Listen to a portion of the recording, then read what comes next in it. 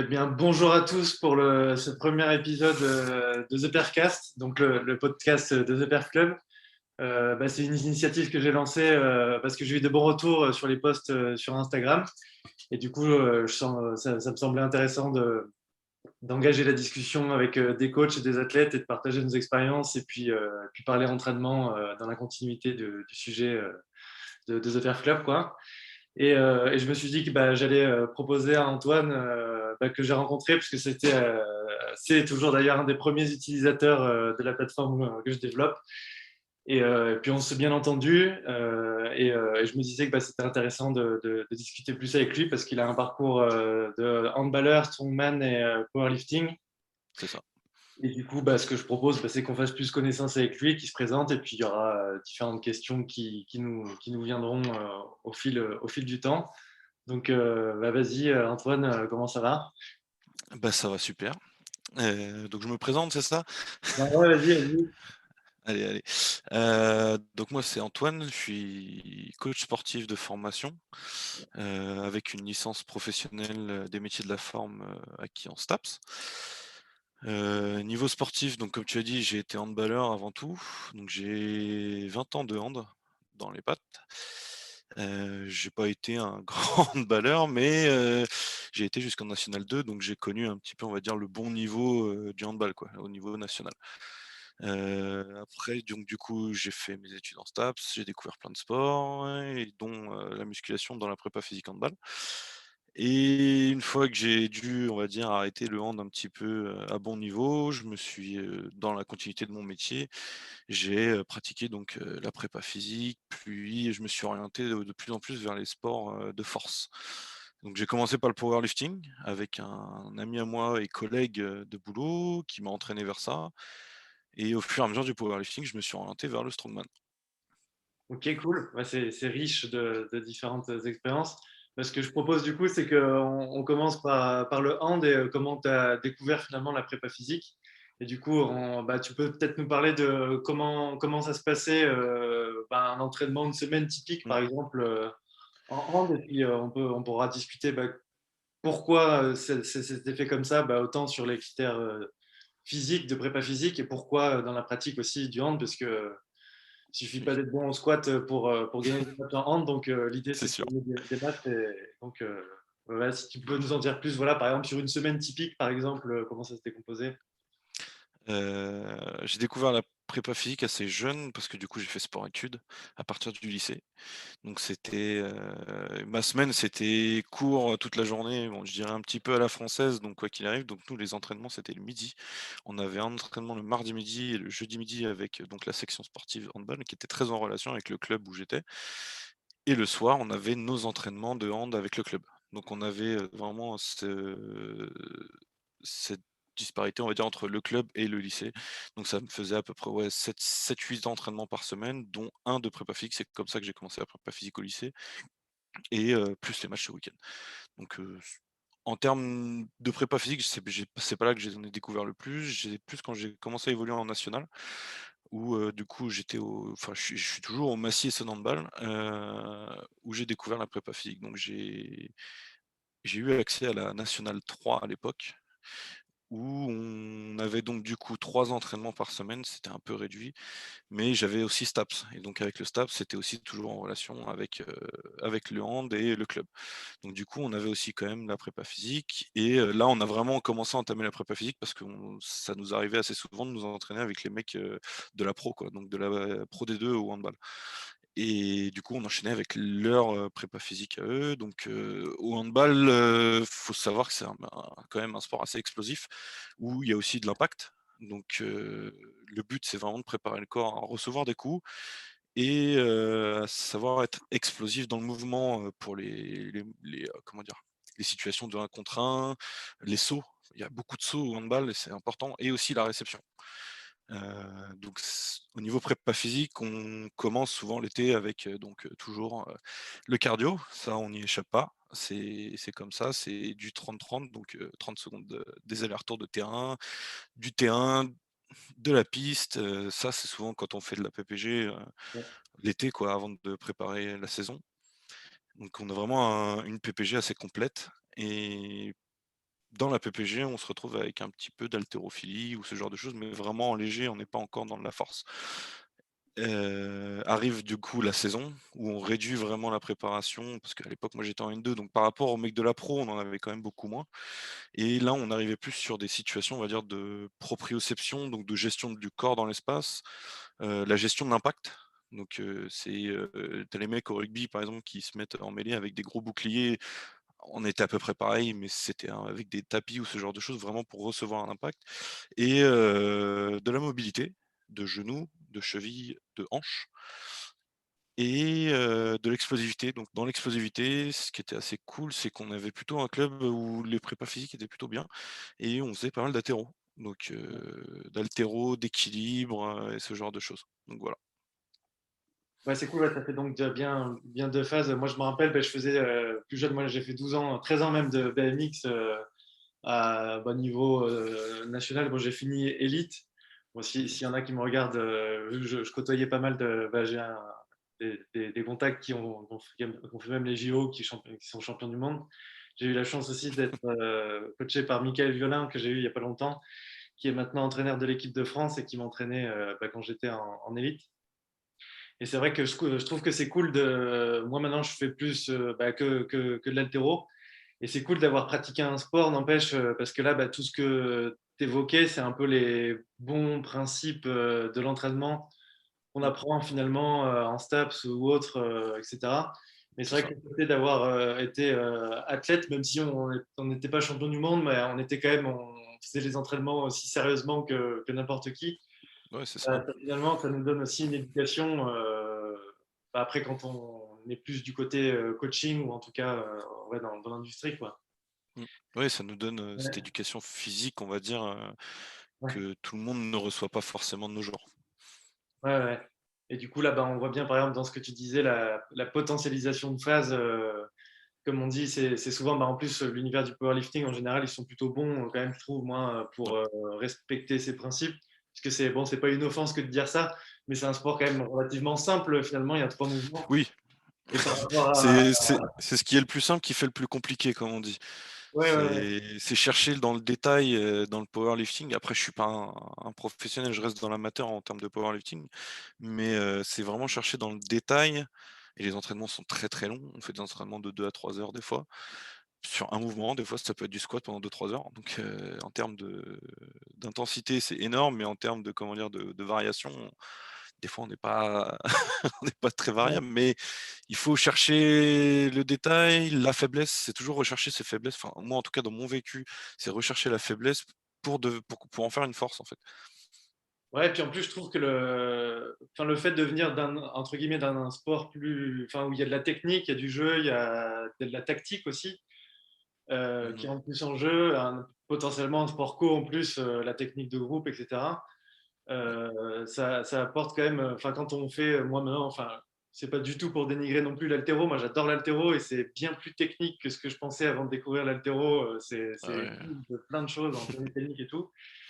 Mais mine de rien, ça reste quand même plus réduit en termes de mouvement qu'un sport. Enfin, il y a moins de combinaisons typiquement qu'un match. Oui, oui. Il y a beaucoup moins de changements de direction, etc. Et du coup, le fait d'avoir connu ça avant, je trouve que c'est plus facile de l'appliquer à un sport, du coup, et être rigoureux dessus, parce que c'est entre guillemets, les seules variables d'ajustement qu'on a. Et même si les Ouais. variables, du coup, il y en a plein, hein, la variation des exercices, la spécificité, la potentialisation, attaquer ses forces et ses faiblesses, il y a plein de richesses. Mais c'est cool de l'avoir vu avant, je trouve, quand même, ou en tout cas de l'avoir découvert comme Oui. ça. Mais après, on pourrait découvrir aussi l'haltéro de cette façon-là.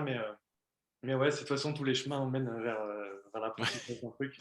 Ouais, exactement, mais même c'est pouvoir, moi en tant que coach par exemple, c'est déjà d'avoir vécu la pratique du handball, je sais ce que ça entraîne. On peut pas se dire préparateur physique si déjà on n'a pas testé le sport en question. C'est Ouais, pour moi quelque chose, de pas possible, parce qu'on ne sait pas ce qu'a vécu la personne. Si, du moment que tu sais ce qu'a vécu la personne et ce que vit l'athlète, tu connais les contraintes, tu connais, les filières énergétiques, tu connais, ouais. plein de choses, qui ont un rapport parce que tu l'as vécu. Il y a rien de mieux que le vécu, je trouve, pour appliquer après, toute cette prépa physique qu'on peut Ouais. faire dans n'importe quel sport, quoi. Ouais, tu disais aussi, moi, ça fait écho aussi à ce que tu disais sur au tout début, quand on n'a pas forcément, bah, surtout quand on fait un sport, du coup, qui n'est pas un sport, entre guillemets, à dominante, enfin, physique, en fait, uniquement physique, comme bah, l'haltéro ou le powerlifting. Mmh. Mais du coup, ça fait qu'on on a toute une phase de préparation physique quand on est fin de l'enfance, ado, Mmh. est vachement bonne parce que du coup, on n'attaque pas directement par la préparation physique et on prépare plus bah, avec un côté ludique aussi parce qu'on Ouais. choisit un sport qu'on aime en principe déjà. Et en plus, ça nous fait quand même. Enfin, souvent, ce que je vois, moi, et qui est plutôt bon, c'est d'avoir un passé où tu as du coup beaucoup de pratiques d'agilité, de mobilité, Mmh. de changement de direction, de réflexe, et puis plein de.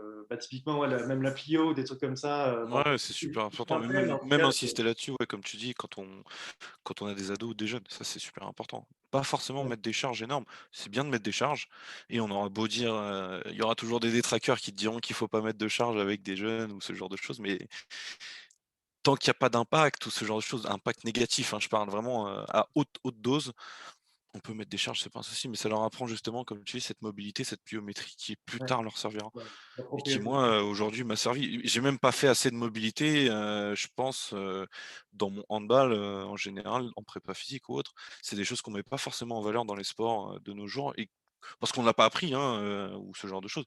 Ça s'apprend et c'est important de l'apprendre aux jeunes. Moi, aujourd'hui, je le regrette, par exemple, c'est pour ça que je fais du powerlifting et que je suis pas trop fait pour l'haltérophilie.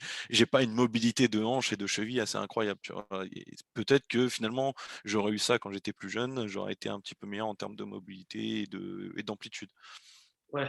Après, rien ne t'empêche de commencer maintenant à travailler là-dessus. Non, non, bah, non, mais pourtant j'ai Pardon. travaillé énormément, mais j'ai dû y travailler maintenant, là où il y a 2 ans, quand j'ai vraiment commencé à faire de la force, alors que, si j'avais appris ça, dès, 14-15 ans, dans ma prépa physique, Ouais, ouais. bah, j'aurais continué jusqu'au bout, quoi. Ouais. Ouais. Et qu'est-ce que je pensais aussi, ouais, c'est quand on était plus jeune, ouais, enfin, ce que j'avais lu, ouais, c'était entendu, c'était dans un podcast de Max Aita, sans doute tu connais, là, Mmh. des Américains de Juggernaut, là. E exactement. J'adore ce qu'il fait. Et il parlait bah, justement introduire au fil d'une carrière sportive, donc de jeune à un peu moins jeune après la vingtaine, la trentaine, de ne pas griller des cartouches. C'est-à-dire que si tu commences directement avec des méthodes d'entraînement invasives, comme ils disent, c'est-à-dire que tu bourrines sur la préparation physique, Mmh. c'est autant de fatigue aussi quand même que tu accumules. Et comme on dit, il y a l'effet débutant. Au début, tu as beaucoup de progrès rapidement. Et après, l'élite, c'est Ouais, 1% chaque année. Et du coup, si tu grilles ton potentiel, ce plateau, tu peux l'avoir beaucoup plus tôt. Et du coup, c'est et le bon beaucoup plus longtemps timing. aussi Comment? et beaucoup plus longtemps en termes de plateau aussi. La Ouais, ouais, en plus. progression, elle va stagner énormément, ouais, c'est Ouais. sûr. Et du coup, moi, ce qui fait que même, bon là, enfin, je suis encore jeune, j'ai 30 ans, mais j'ai C'est sûr. l'impression que j'ai jamais eu de baisse de régime, enfin, outre le changement de type d'entraînement, où je Mmh. m'entraînais peut-être plus avant, mais maintenant, enfin, j'ai d'autres contraintes aussi et il faut travailler maintenant. Oui, c'est ça aussi. Et, Ça et, fait quand même partie, et ouais, ouais, ouais, c'est cool. Et après, ouais, pareil, tu disais, bah, par exemple, pour le handball, tu parlais des intervalles, des changements de direction. Bah, par exemple, sur la prévention des blessures, c'était quoi, par exemple, vous, les blessures les plus récurrentes et comment vous faisiez pour les éviter? en vrai, en termes de blessures récurrentes, c'était les chevilles. Principalement, bah, pour ces changements de direction. En seconde position, je mettrais les LCA. Franchement, les ligaments croisés, c'est quelque chose qui arrive assez souvent. Comme on a vraiment un changement de direction brutal sur un terrain de type parquet ou lino ou ce genre de choses, s'il accroche bien, c'est sûr que si le genou n'est pas préparé, des fois, bah, ça pète, quoi. Ouais, Et en termes aussi d'intensité de match, hein, c'est des allers-retours tout le temps, tout le temps, tout le temps. Si tu es pas sur le banc, il y a 0 moment où tu es au repos, quoi. C'est vraiment que ce soit l'attaque ou même pire la défense. La défense, c'est là où c'est le pire moment parce que tu es à fond du début à la fin de l'attaque adverse. L'attaque, c'est le seul moment où tu peux souffler un petit peu en te passant quelques ballons, mais comme dans le handball, on a ce qu'on appelle le jeu passif, si c'est un peu comme au basket, il y a un temps qui découle, sauf que le temps qui découle, c'est juste la décision de l'arbitre. S'il trouve qu'on va pas vers le but, il va lever le bras et dire: «Il faut attaquer». Donc on n'a pas vraiment ce temps de récupération et donc du coup, c'est vrai que les blessures les plus fréquentes, elles étaient sur les prises d'appui ou ce genre de choses. Ou une cheville qui part d'un côté, comme je dis, ouais, les genoux, pas mal et après, je vais pas compter les impacts ou les bleus, ce genre de choses. Pas Ouais. mal de blessures au visage, mais bon, c'est des choses qui arrivent pendant les matchs, c'est pas très grave et ça se soigne. Mais ouais, principalement, on se préparait au donc un peu de Bosu avec la cheville, le renforcement de tous les muscles qui se rattachent à la cheville ou ce genre de choses, et toute cette articulation et donc relié directement aussi au genou.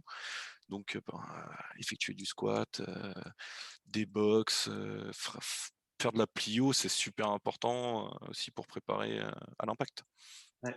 Mais à l'impact direct avec le terrain, je parle. Ouais, ouais. Ouais, ça m'évoque justement, j'ai souvent des questions de gens qui me disent qu'est-ce qu'il faut faire comme type d'entraînement pour tel ou tel sport. Et j'avais fait un post là-dessus. Et moi, bon, je suis pas spécialiste de tous les sports, forcément. J'en ai fait vraiment On ne deux ou l'est pas trois. tous. Et du coup, j'aime bien l'approche par principe d'entraînement. Et là, typiquement, juste Mmh. en observant le sport, typiquement le handball, qu'est-ce qu'il faut faire comme entraînement? Déjà, la durée du match, déjà, il faut au moins savoir courir la durée du match. Après, Ah oui, c'est on rend sûr. compte du coup les intervalles, justement, les temps de repos ou pas d'ailleurs, quand il n'y en a pas. Et du coup, Très, très court. Comme je te disais, ouais, ultra court, vraiment, c'est ouais, je te dis, et encore, et tu vois, souvent, on me posait la question, des amis à moi me disaient: «Mais, de toute façon, tu te reposes en défense». Mais ce que je te disais, c'est pas du tout, on se repose pas en défense, c'est là où où il y a le plus d'impact. Quand c'est toi en défense, c'est toi qui vas charbonner pour éviter à la personne d'aller tirer. Alors que quand tu es en attaque, tu te fais quelques passes, comme on est situé, donc tu as la défense qui est autour de la zone. En fonction des tactiques de jeu, tu en as un devant ou autre, bref, c'est pas le plus important, mais eux sont obligés de suivre la balle et dès qu'il y a quelque chose, dès que le mouvement de l'attaque va arriver, mais eux, il faut qu'ils soient prêts en termes de réflexes, ce genre de choses aussi, à se dire et à lire le jeu. En attaque, c'est le seul moment où tu vas te reposer, mais on parle de repos, ça dure 5-10 secondes. Et ouais, après ça, tu as fait ton attaque, soit tu as marqué, bah, tu retournes dans ta zone, soit il y a faute, donc tu refais une attaque, soit il y a arrêt du gardien et contre-attaque, donc toi, la contre-attaque, il faut que tu suives, il faut que tu replies. Et c'est un petit terrain, donc ça va ouais. très très vite. Le On n'a pas ballon le va temps de se vite, en fait. reposer. Ouais. Voilà, c'est pour ça qu'on fait que des allers-retours. Ouais. Et du coup, même là, comme tu disais, ouais, les impacts, du coup, un minimum, enfin un minimum même bien solide de Ouais, renforcement ça, musculaire, du coup, pour pouvoir encaisser ces chocs ou pour c'est ça. pouvoir un peu en mettre aussi. Exactement. Bah, ça a beaucoup évolué, le handball, vis-à-vis de ça. Il y avait moins d'impact qu'il y a encore 10-15 ans, et là, le handball commence vraiment à être un sport, enfin, de contact assez sévère, quoi. Les arbitres sont plus, comment dire? Enfin, l'arbitrage en général et les règles, autorisent l'impact physique. Il y aura toujours faute, mais l'impact fait quand même mal. On a le droit de se rentrer un peu dans l'art ou ce genre de choses. Bon, on va éviter d'aller vers le rugby où on se plaque et tout ça, Ouais, mais on a le droit de s'immobiliser. Mais rien que le fait d'immobiliser la personne, il faut le supporter déjà. Quand c'est surtout que maintenant dans le hand de haut niveau, ça culmine à 2 mètres en moyenne. Et les mecs, ils font entre 110 et 120 kilos pour les gros postes comme pivot ou les gros arrières. Faut les encaisser, les gars, quoi. Moi, tu vois, je fais 1,84 m. Là, aujourd'hui, comme je fais pas mal de powerlifting et strongman, j'ai pris pas mal de poids, je suis à 110 kilos. Mais ouais, quand j'avais 18-19 ans, où je m'entraînais des fois avec la pro, et c'est pas arrivé souvent, mais ça m'est arrivé, où je me suis retrouvé entre deux amis à moi, du coup, maintenant, un qui fait 2,07 m, l'autre à 1,95 m, et moi avec mon petit 1,84 m et mes 80 kilos, tu fais rien. ouais. Et c'est pour ça que c'est important d'être préparé à l'impact, je dirais aussi par rapport aux joueurs. Et autant psychologiquement que physiquement. Ouais, ouais, ouais. Ouais, ouais, carrément. Moi, au BMX, la différence, elle faisait beaucoup aussi, comme tu dis, sur la préparation un peu psychologique, Mmh. mentale. Ouais, la préparation mentale, c'est aussi important. Ouais, d'avoir le risque. Moi, pour le coup, c'était pas spécialement mon point fort d'aller au charbon sur les courses. J'essayais plutôt d'être bien propre techniquement. J'étais pas le plus puissant non plus, mais je me débrouillais, quoi. Mais c'est vrai qu'aller au charbon, moi, je repense à des pilotes en plus, bon, il y a quand même la composante du risque. Si Mmh. tu te pètes la gueule, donc forcément, tu y réfléchis quand même un peu plus aussi à comment tu le fais.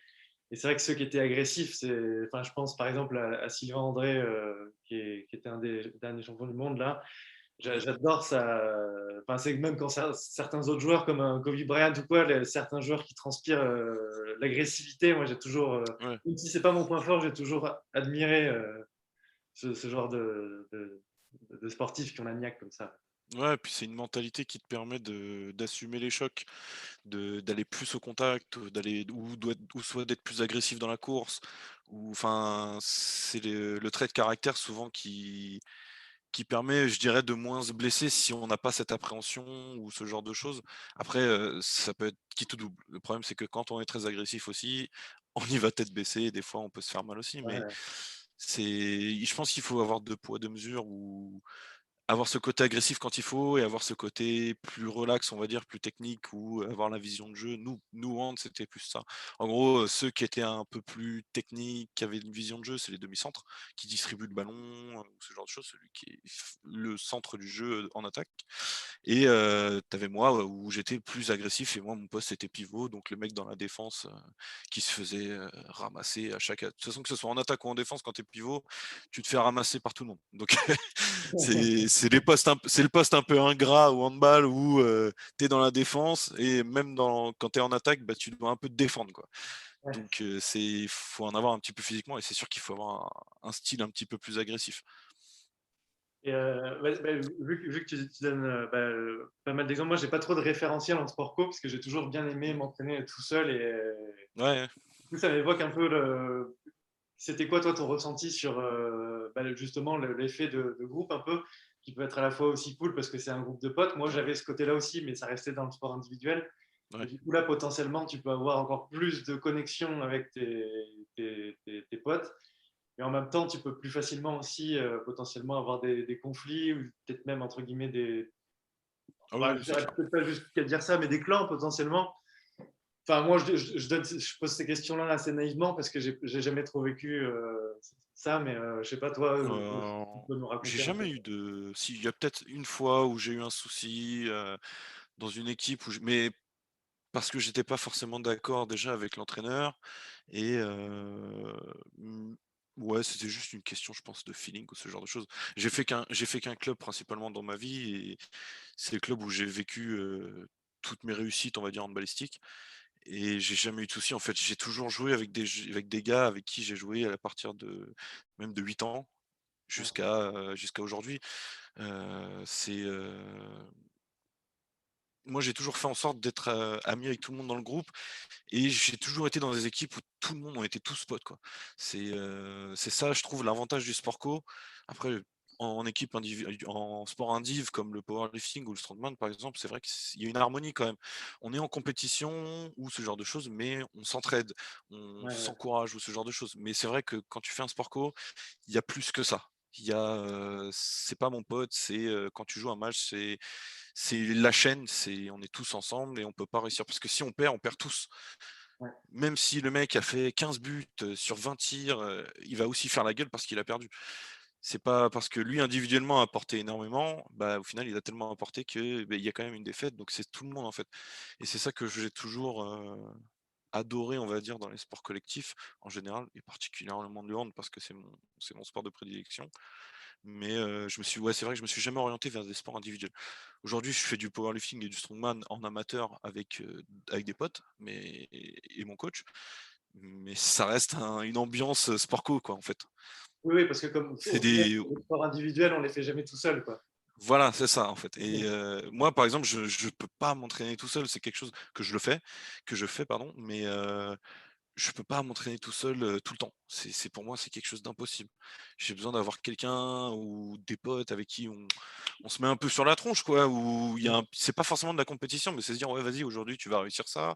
On s'entraîne, on fait ça, même limite, on fait des trucs à 2, soulever des gros pneus, qui font 250-300 kilogrammes où on se fait des passes, en fait, ou ce genre de choses. C'est avoir cette relation, c'est vrai, de partenaire, en fait. Avoir un partenaire pour s'entraîner, c'est pour moi ultra important.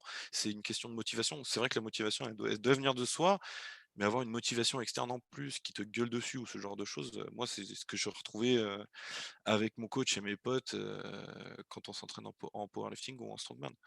C'est, cette ambiance, sport co, même si c'est des stats ou des, comment dire, des mouvements individuels. C'est pas très grave. Mais dans le sport co, il y a ce truc de si un maillon de la chaîne faiblit, il faut le rebooster et parce que sinon c'est la défaite, quoi. Et le résultat, il est pour tout le monde. C'est soit tu gagnes, soit tu perds. Ouais, Mais si tu gagnes, c'est tout le monde qui gagne. Et si tu perds, là, faut être pareil, c'est tout le monde qui perd. ouais, tu fais partie d'un tout, quoi. Mmh. Ouais. Et c'est vrai que s'entraîner, au final, en plus, c'est ce qui rend ça encore plus plaisant de s'entraîner en groupe. Et au final, je pense que ça doit même augmenter notre tolérance à la charge d'entraînement psychologiquement de faire ça. Comme je Ouais, discutais. t'as un boost nerveux en plus. Si t'es Ouais, poussé ouais, par ouais, tes potes, ouais, tu un boost nerveux en plus. C'est-à-dire que même quand t'es éclaté à la fin du match, un match de hand, ça dure 60 minutes, qu'il reste plus que 2 minutes, toi t'as fait tout le match, t'en as fait 58 et que tu plus personne qui peut te remplacer, ça m'est déjà arrivé. Tout le monde te dit: «Ouais, vas-y, reste, reste, reste». Tu cette petite magie en plus, on va dire, ouais. qui agit sur toi et qui te fait aller jusqu'au bout, quoi. Ouais, carrément. Ça me fait penser je discutais avec mon ancien coach de BMX, quand je lui faisais la présentation, je lui montrais un peu la plateforme The Perf Club, et du coup, on parlait de quantification de la charge, donc le volume, l'intensité, etc. Et lui, il me disait que finalement, c'est relativement facile de quantifier le volume d'un 5x5 au squat. 5x5, ça fait 25 au Oui, final. Après, bon, c'est une interprétation, etc., dans la programmation, ouais, bien etc. sûr. Mais ce qui est difficile à quantifier, typiquement, c'est un entraînement de hand ou un match de hand. Parce que du coup, on va dire, au final, prévoir une séance typiquement un entraînement de hand, où tu te dis, c'est un entraînement tranquille aujourd'hui, sauf que si le groupe, il se trouve qu'ils sont tous chauds, en forme, bah, en fait, ils se butent, et Oui, vous se l'entraînement, mettre ouais. il fait facilement durable en plus. Tu peux pas dire, je sais pas moi, je fais uniquement 5 actions en défense, ensuite 5 actions en attaque, Non, enfin, c'est pas possible. n'importe quoi, mais tu peux pas les compter comme des séries, Non. et du coup, tu peux pas quantifier vraiment. Enfin, c'est Non, beaucoup tu peux pas plus quand à faire. tu le seul, on va dire la seule quantification que tu peux faire, c'est, les stratégies de jeu ou, des situations. Tu peux les quantifier, enfin en termes de quantification, c'est pas non plus énorme, mais c'est juste, tu la préparation vidéo aussi dans les sports co ou même dans les sports individuels en soi, tu as de la prépa vidéo. C'est vrai qu'en sport co, c'est très utile, d'observer les adversaires pour savoir les points faibles, les points forts et du coup, tu vas sûrement travailler là-dessus. C'est ça qu'on va, définir en termes de quantification. C'est vraiment, la prépa vidéo à appliquer sur l'entraînement et là, à partir de ce moment-là, en fait, on a les infos, les statistiques et on va essayer de les mettre en place, directement, sur les entraînements. Mais c'est vrai que les seules quantifications, on va dire, sur un match, ça va être les stats. Mais les stats, c'est, les Ouais, tirs, les buts, les fautes, les suspensions et les arrêts du gardien. Mais ça va pas être, ouais, c'est plus le résultat il y a que. d'autres choses maintenant, c'est vrai que ça devient assez technique, on va dire. On a des chats enfin des comment dire? Les chaînes de télé ou ce genre de choses maintenant qui arrivent à mettre en place des choses intéressantes, mais les stats véritables sont très limitées. Ouais, ouais, et puis les stades même comme on dit, ouais, les stades de quantification de la charge d'entraînement physiologique, tu peux difficilement, enfin, Ouais. tu peux pas l'anticiper déjà, même sur un Non, à entraînement. part si tu payes un truc avec, comme les footballeurs, ils ont, leur petit, sous-maillot, Ouais, ouais, ouais. où ils peuvent quantifier tous leurs entraînements, mais Non, mais ce que je veux dire, c'est qu'en fait, on a beau quantifier ou prévoir tout ce qu'on veut, en fait, tu peux pas vraiment anticiper que tu vas faire plus que ce qui était prévu, parce que si tu es en forme, pourquoi pas le faire, et si tu es fatigué, bah, que tu es malade, bah, forcément, tu vas pas faire ce qui est prévu. Et du coup, au ouais, final, ce qui compte, c'est d'avoir une stratégie globale de planification quand même, pour avoir certains types d'exercices, plus ou moins de volume sur différentes périodes. Mais ce mmh, qui est hyper important au final, c'est de s'écouter. Et puis moi, l'autorégulation, je suis de plus en plus fan de ça, même si mmh, j'ai quand même du mal à le mettre en place forcément, parce qu'il faut se connaître et tout. Mais c'est pour ça qu'aussi je travaille sur The Perf Club pour mettre en place un outil pour le faire plus facilement. Mais c'est vrai que suivre robotiquement un programme et pas l'adapter, même si au final c'est dur, parce que quand on aime s'entraîner, même quand on est fatigué, on a envie de faire ce qui est écrit et finalement oui, le, oui. le goût de réussir un truc, quoi. Ouais, non, mais c'est ça, mais ouais, des fois après, bah, nous, c'est ce qu'on ressent principalement quand je fais de la force ou ce genre de choses, c'est, si tu apprends pas à connaître tes limites, c'est la blessure ou c'est la fatigue nerveuse Et être en surentraînement en force, c'est très, très dur.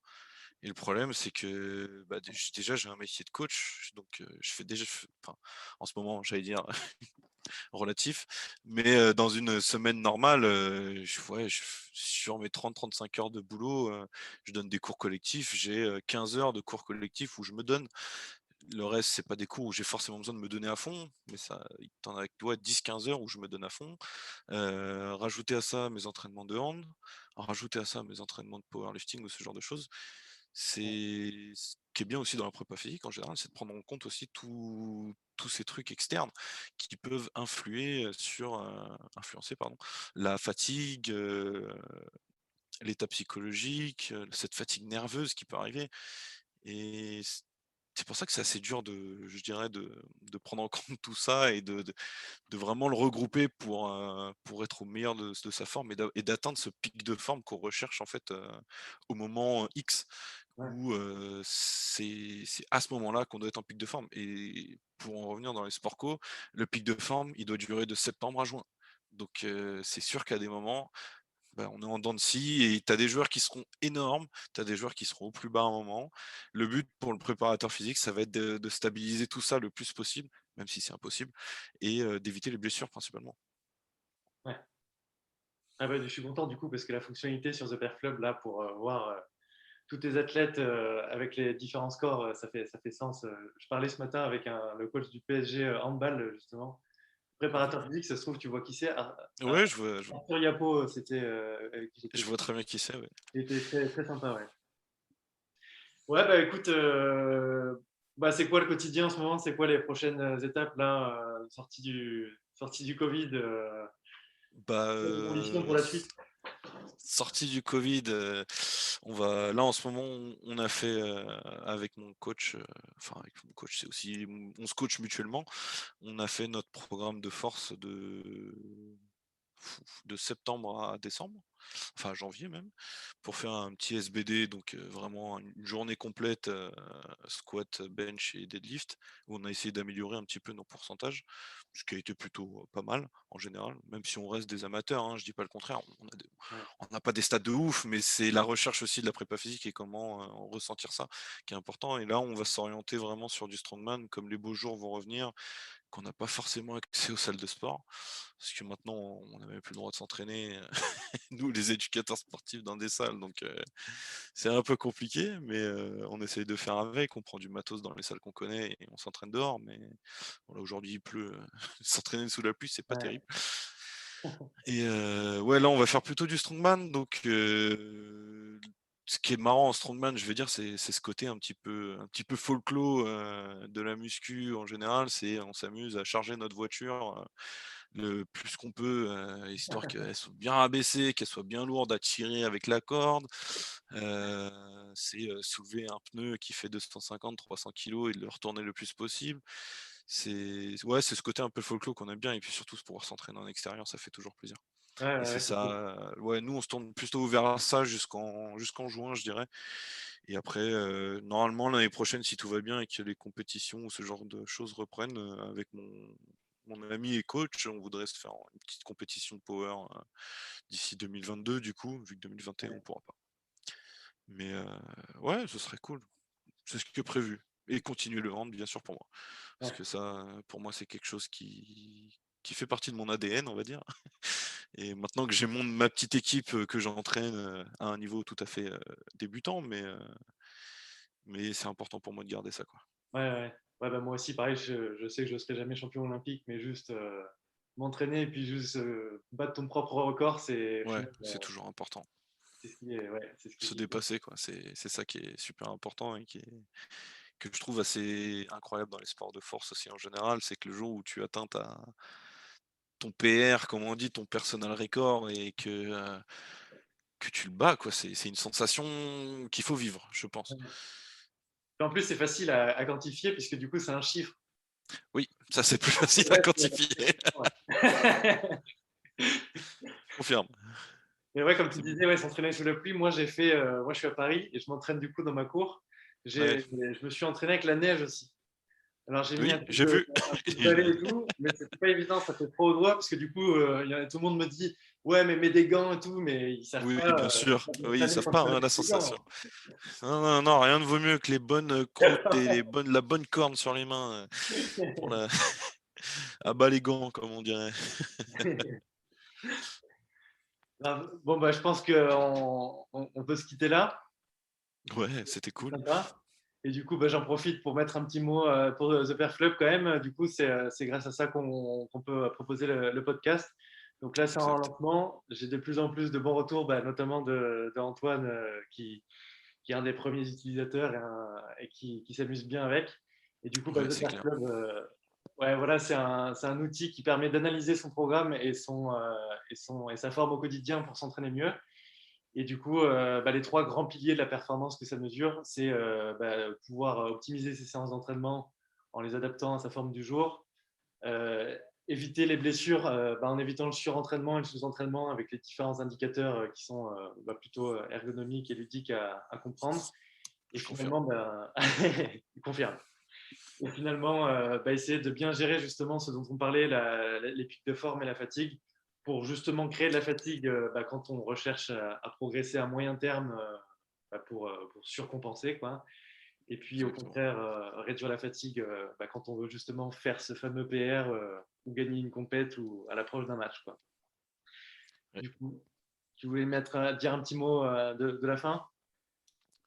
Bah, c'était très cool qu'on échange, et surtout je conseille l'application effectivement qui va forcément évoluer encore et encore et je le souhaite pour toi et que j'utilise beaucoup et qui est super importante pour la prépa physique. En général, c'est vrai qu'on utilise c'est un outil qui peut être utilisé pour la quantification et l'optimisation des entraînements que j'approuve, totalement. Je suis vraiment content. En plus, ça prend vraiment la tournure que je visais, c'est-à-dire que ce soit adaptable pour tous les sports dans le cadre de la prépa physique et en même temps que chacun puisse se l'approprier bah, parce que c'est des indicateurs qui sont entre guillemets universels. Et là, ouais, je suis vraiment content du niveau. Bah, là, je continue de toute façon à travailler dessus tous les jours. Mais là, je pense que bah, là, je cherche surtout à me faire connaître. Donc, n'hésitez pas à partager autour de vous et puis aller faire un tour sur theperfclub.com. Et puis, bah, à très bientôt. On refera ça peut-être vite, peut-être même avec plus de monde. Et puis, voilà quoi. Carrément, hein. Eh bien, bon entraînement à tous et puis à bientôt. À bientôt.